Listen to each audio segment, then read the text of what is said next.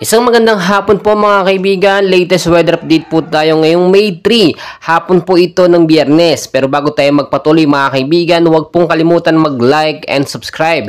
And pahit na rin po ng notification bell, maraming salamat po. Ngayong hapon ng Biyernes mga kaibigan, ang naitala po natin na heat index sa Metro Manila ay nasa 35 degrees Celsius na lamang po, which is magandang sinyalis po ito sa unti-unti nga pong pag-slow down ng init sa ating bansa. Inaasahan din po na posible magpaulan sa ilang bahagi po ng Metro Manila, Luzon, Visayas at Mindanao ngayong hapon po hanggang sa gabi. Ang hypnosis po natin ngayon mga kaibigan galing sa DOST Pag-asa, meron po tayong na-monitor or binabantayan po na easterlies o yung mainit na hangin galing po o nanggagaling sa karagatang Pasipiko ang siyang posibleng magpaulan po sa ating bansa. Mga kaibigan, as of now, wala pa naman po tayong binabantayang bagyo sa loob at labas ng ating bansa.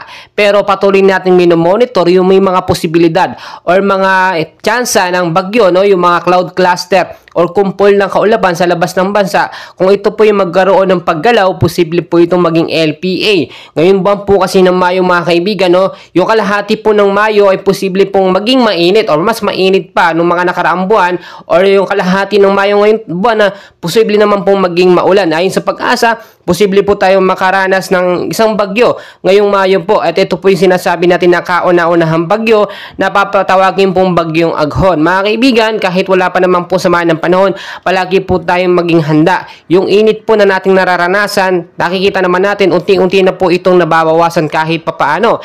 Ilang buwan na lang po kasi simula ngayon ay matatapos na po ang dry or heat season at papasok naman po ang rainy season. Kaya mga kaibigan, kung hindi pa rin po nakakaranas ng pag-uulan sa inyong mga lugar, asahan nyo po sa paglipas po ng ilang mga araw ay posible tayong makaranas ng pag-ulan dahil po sa ating hypnosis na easterlies. Mga kaibigan, marami pa tayong kaganapan. Paalala ko lamang po, kung kayo lalabas ng bahay, ugaliin po magbaon ng tubig, sombrero at payong, panlaban po yan sa init or sa biglaang pag-uulan. So dyan lamang po kayo, and please huwag kalimutan mag-like and subscribe for more weather updates po mga kaibigan. Maraming salamat